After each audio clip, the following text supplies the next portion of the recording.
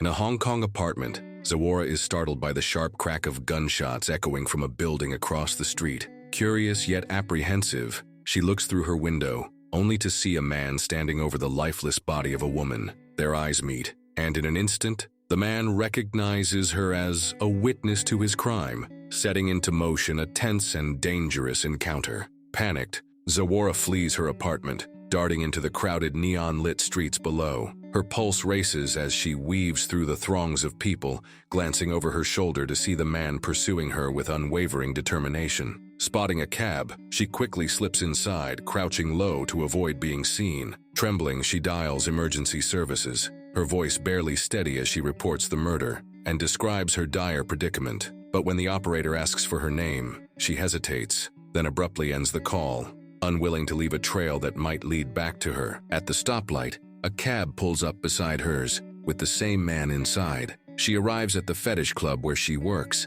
slipping past her angry boss and into the backstage area. Moments later, the man enters, navigating through the dimly lit space and a crowd of costumed workers, his intent clear as he searches for her. As the dancers perform, the man relaxes, seemingly enjoying the show. Among them, Zawara realizes with dread that he is the murderer. Quietly slipping away, she changes into street clothes and flees. The man notices and gives chase, forcing her to run until she stumbles upon Vladimir, only to find him too intoxicated to help. In a desperate bid for survival, Zawara grabs Vladimir's gun while the man continues his search. Stepping out of the room, she catches his eye, and the chase resumes. He calls out to her, urging her to stop and listen, but fear drives her to keep running. She sprints through the chaotic streets, her breath ragged as he follows, still calling for her to wait. Zawara rushes into an abandoned building, slipping into a quiet, decrepit apartment to hide. She tries to steady her breath, but the silence is short-lived.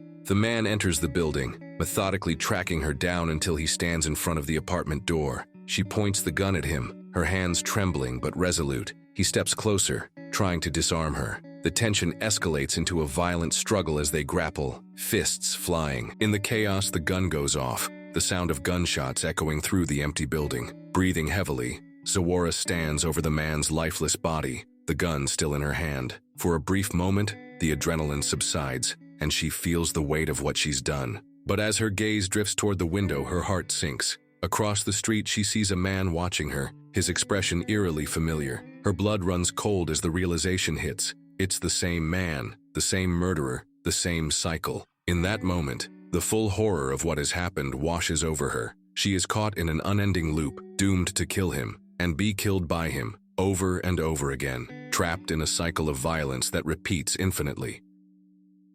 Please like and subscribe the channel for more videos like these.